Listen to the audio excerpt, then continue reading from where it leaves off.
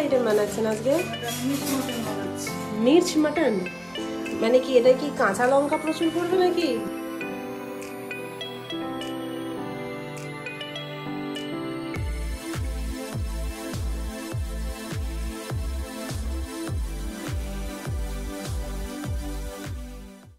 Hi everyone, good morning and welcome back to Tony lamp. I hope তোমরা সবাই খুব ভালো আছো, সুস্থ আছো, আনন্দে আছো।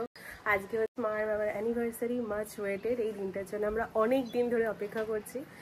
আর আজকে আমি ছুটি নিয়েছি, বাড়িতেই আছি, কারণ আজকে বাড়িতে ভাবলাম সবাই মিলে আনন্দ করব। এখন হচ্ছে নিচে যাব, নিচে অলরেডি রান্নাবান্না শুরু হয়ে গেছে। আজকে প্রচুর রকমের আইটেমস হবে, তো তাড়াতাড়ি না রান্না শুরু করলে তো সেগুলো হয়ে উঠবে না। তো নিচে যাব, দেখবো মা কি করছে, আর হাতে হাতে আমিও কিছু করব, সেই সবই তোমাদের সাথে শেয়ার করব। তোমরা ব্লগটা দেখতে থাকো, আজকের ব্লগটা ভীষণ এক্সাইটেড হতে চলেছে। আর হ্যাঁ, তোমরা যারা আমাদের ব্লগ দেখছো কিন্তু সাবস্ক্রাইব করছো না, প্লিজ প্লিজ প্লিজ চ্যানেলটাকে সাবস্ক্রাইব করে দিও। It's totally free of cost, কিন্তু তোমরা সাবস্ক্রাইব করলে আমরা অনেক বেশি মোটিভেটেড হব। So please do subscribe and like our video. তো চলো এখন নিচে যাওয়া যাক। তো এখানে রান্নাঘরে রান্না বান্নার কাজ চলছে, আর এখানে হচ্ছে আমাদের চিতল মাছ ভাজা, চিতল মাছের কালিয়া হবে, সেটা এখন ভাজা চলছে। এখানে মশলাপাতি রেডি করা চলছে, সব তোমাদের সাথে শেয়ার করবো কি হচ্ছে না হচ্ছে। তো ব্লগটা দেখতে থাকো। অ্যানিভার্সারি সেলিব্রেশন এই ব্যাপারটার সাথে না মা আর বাবা একেবারেই অভ্যস্ত নন, তাই আমরা অনেকবার বলার সত্ত্বেও তারা কিন্তু কোথাও গেলেন না। আর তাই বাড়িতে খাওয়া দাওয়া এইসবের মাধ্যমেই এই দিনটাকে আমরা উদযাপন করব। তো তাই জন্য দীপ আগের দিন চলে গিয়েছিল গড়িয়াহাট মাছের বাজারে। সেখানে দেখুন কত মাছের ভ্যারাইটি, আমাদের বাড়ির পাশে কিন্তু এত কিছু পাওয়া যায় না, তাই সেখান থেকেই ভালো চিতল মাছ, ভেটকি মাছ এইসবগুলো নিয়ে এসেছিল আজকে সকাল সকাল। তাই রান্না করতেও অনেক সুবিধা হচ্ছে, কারণ আগের দিন থেকে বাজারটা রেডি করা ছিল। আমি বানাবো হচ্ছে জাফরানি পোলাও, তাই এখানে ভাতের যে দেরাদুন রাইস সেইটাকে ভালো করে ধুয়ে ভিজিয়ে এখানে এখন মিলে দিচ্ছি শুকনো হওয়ার জন্য।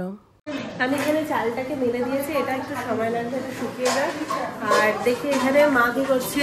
মা কি বানাচ্ছেন? মা এদিকে মুখটা দেখান আপনার, আজকে তো আপনার এদিকে হ্যাপি অ্যানিভার্সারি। এখানে হচ্ছে মা চিতল মাছের কালিয়া করছেন। কিভাবে করছেন একটু বলুন। গোটা গরম মশলা ফোড়ন দিলাম, আদা রসুন পেঁয়াজ কুচি ভেজে এই মশলা একবারে গুলে রেখেছি।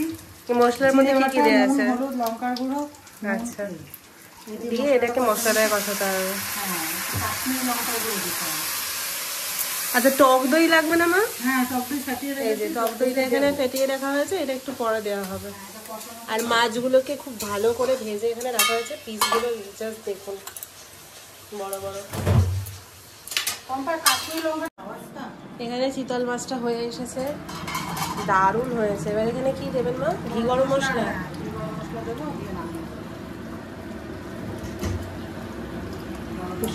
ঘি আর গরম মশলা পড়ে গেল, এই মাছটা কমপ্লিট।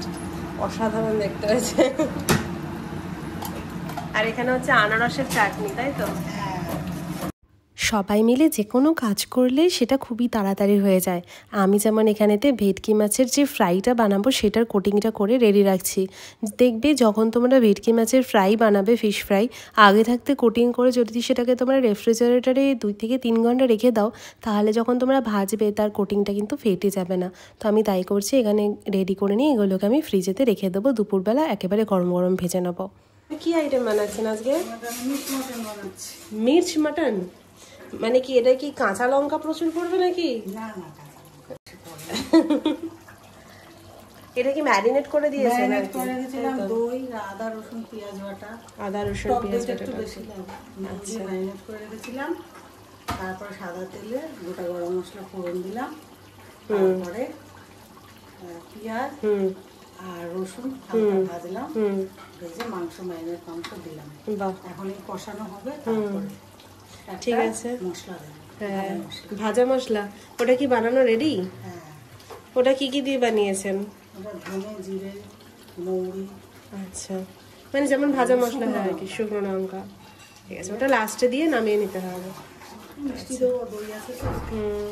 ঠিক আছে, তাহলে এটা হতে থাক, তোমাদেরকে দেখাচ্ছি এটা আউটকাম কি হয়।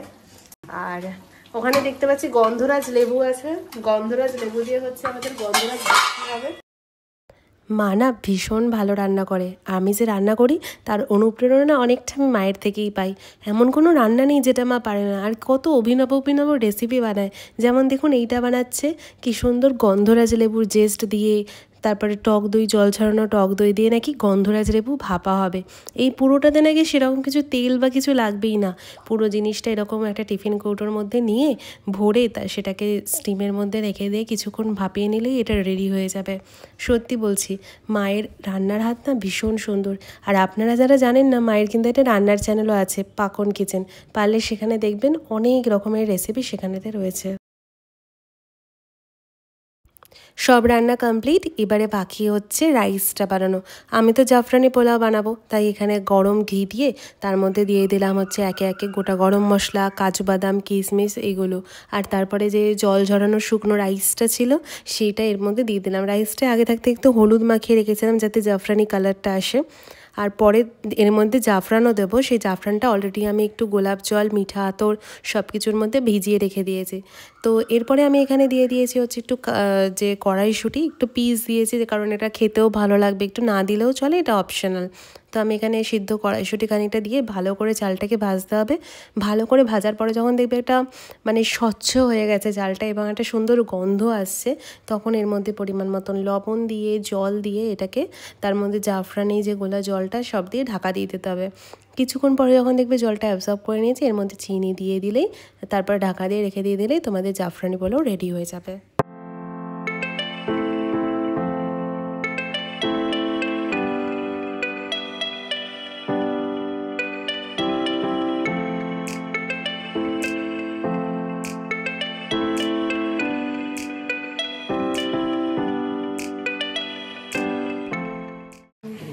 মাটন, চিতল কালিয়া, বাসন্তী পোলাও, চাটনি, আনারসের চাটনি, আর গরম গরম ভেটকি ফিশ ফ্রাই। আজকের মেনু অ্যানিভার্সারি স্পেশাল মেনু মা আর বাবার। এই দুজন মানুষের উপলক্ষে এতগুলো এবারে খেয়ে উঠতে পারলে হলো। মাছের সাইজ থেকে মনে হচ্ছে খালি মাছই খাওয়া হবে, আর কিছু খাওয়া যাবে না।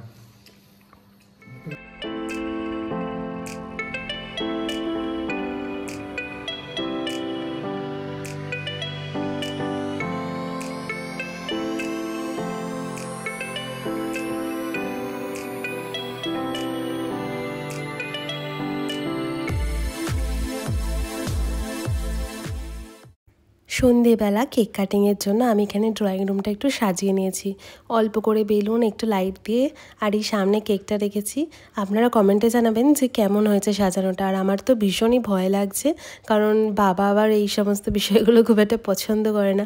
জানি না বাবার আর মায়ের ভালো লাগবে কিনা, তো চলুন দেখা যাক যে কি হয়। রূপা এই জায়গাটা ডেকোরেশন করেছে,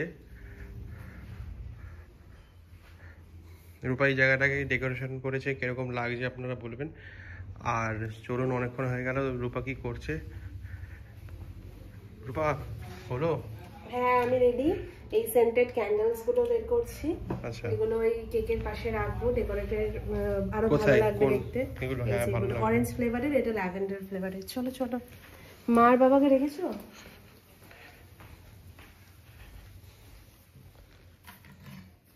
আমাদের সাজানো শেষ হচ্ছে না। আগের দিন গড়িয়াহাটে গিয়েছিলাম মা আর বাবার অ্যানিভার্সারির জন্য গিফট কিনতে, তার জন্য শাড়ি কিনলাম, সাউথ সিটি থেকে একটা শার্ট কিনলাম। আর তখনই আসার পথে কেকস থেকেই কেকটা নিয়ে এসেছিলাম। কেকের স্বাদ কিন্তু ভীষণ ভালো। আশা করছি মা আর বাবার এই কেকটা ভীষণ ভালো লাগবে। তো চলো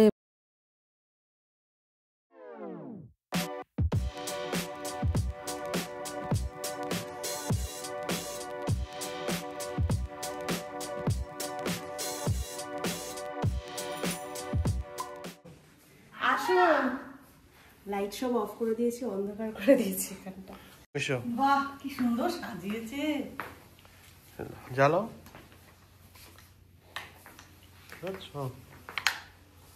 বসো, উঠে যাও।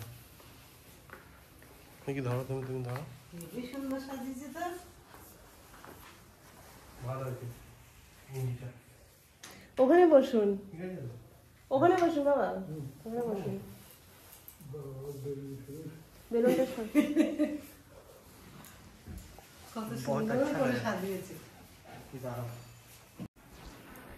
হবে জানাচ্ছি।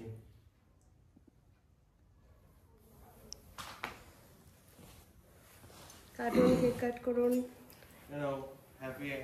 Happy anniversary. আসো কাটো।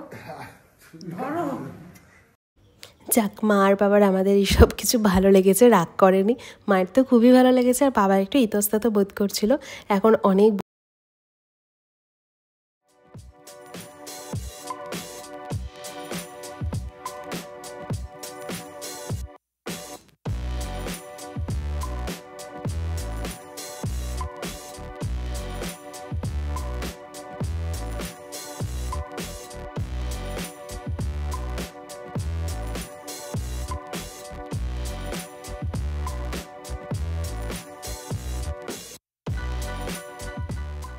অ্যানিভার্সারি স্পেশাল গিফটটা যেটা আমরা কদিন ধরে গিয়ে গিয়ে কিনেছি, গিফটটা আপনাদের। এ নাও, দাও, খোলো, এটা খোলো, একটা একটা করে খোলো। বাবা তোমরা কি করেছো গো? আচ্ছা, এটা তুমি দাও। এটা কি জিনিস? দাও না। আমি তো আছি না। বাবা এটা কি টেবিল ল্যাম্প নাকি? হ্যাঁ, এটা হচ্ছে একটা টেবিল ল্যাম্প। সাবধানে। এটা হচ্ছে কাচের না? টেবিল ল্যাম্প, আপনার বেড সাইডে রাখবার জন্য। এইটা জিনিসটা চিনাবাটি। অ্যাসেম্বল করলে এরকম হবে। এটা করে দেবো আপনার রুমেতে। জিনিসটা এখন আর খুলছি না। ঠিক আছে। পুরো জিনিস আজকেই সব ঠিক করে দেবো। আজকে এটা খুলে লাগানো হবে, তারপরে আপনাদেরকেও দেখানো দেখানো হবে হবে কেমন কেমন লাগছে। কেমন লাগবে। হুম। আর এইটা একটা গিফট হচ্ছে? আছে আমাদের তরফ থেকে হ্যাঁ। আপনার বাবার জন্য। খুলে দেখুন অবস্থা দেখো এটা কি করছে। এবারে একে একে আমি আর দীপ দুজনে মিলে মা আর বাবাকে তাদের অ্যানিভার্সারির গিফটগুলো দিচ্ছি। মায়ের তো শাড়িটা ভীষণই ভালো লেগেছে, কালারটা খুবই ভালো লেগেছে, কালারটা খুব ইউনিক। আর বাবার জন্য যে শার্টটা এনেছি সেটাও বাবার খুব ভালো লেগেছে। তারা যে খুশি হয়েছে আমাদের এই সমস্ত কার্যকলাপে, সেটাই আমাদের সবথেকে বড় পাওয়া। আসলে আমাদের উদ্দেশ্য এটাই ছিল যে তাদের দিনটাকে একটু স্মরণীয় করে রাখার চেষ্টা করি, আর তাতে যে তারা খুশি হয়েছে সেটাই আমাদের কাছে সবথেকে বড় পাওয়া। কারণ মা বাবারা খুশি থাকলে, ভালো থাকলে তো সন্তানরাও ভালো থাকে, তাই না? এখানে এখন কেক কাটা চলছে। কে কত ছোট খাবে তার চিন্তা এখন। কে কত ছোট খাবে। তুমি না ছোট কেক দেখতে মনে হচ্ছে। এখন সবাই মিলে বসে আমরা কেকটা এনজয় করছি। সত্যি বলতে মিও আমর বা মঞ্জিনেসের কেক তো খেয়েই থাকি, কিন্তু কেকসের কেকটা না ভীষণই স্বাদ, মানে টেস্ট খুবই ভালো এবং খুবই একদম অন্যরকম খেতে। তো আমাদের সবারই কেকসের কেকটা খুবই ভালো লেগেছে। এই যেখানে এই টেবিল ল্যাম্পটা এখানে অ্যাসেম্বল করে দিলাম। ও আর নতুন মানে একটা নতুনত্ব হলো এই ঘরটার মধ্যে, একটা নতুনত্ব টাচ হলো আর কি। আর এই জিনিসগুলো এত অ্যাস্থেটিক না, পুরো রুমটার লুকটাকেই চেঞ্জ করে দেয়, তাই না? মাইশো ওই বাহ খুব সুন্দর হয়েছে। সো আজকের পুরো দিনটা তোমাদের সবার সাথে শেয়ার করলাম। মা আর বাবা যাদের জন্য এই দিনটা, সেটা সবকিছু আজকে পুরো মোটামুটি ভালোভাবেই কাটলো। আমাদের কেক কাটিং, খাওয়া সবই কমপ্লিট। আর আই হোপ তোমাদের এই ভিডিওটা আজকে ভালো লাগবে, তোমরা এনজয় করবে। আর যদি ভালো লেগে থাকে তাহলে তোমরা জানো কি করতে হবে। মা বলে দিন। Like share subscribe. Like, share and subscribe করতে একদমই ভুলবে না। সো টাটা, বাই বাই। বাই বাই সবাইকে। দেখা হচ্ছে খুব তাড়াতাড়ি নতুন একটা ভিডিওতে। তিল দিন খুব ভালো থেকো, হ্যাপি থেকো, বাই।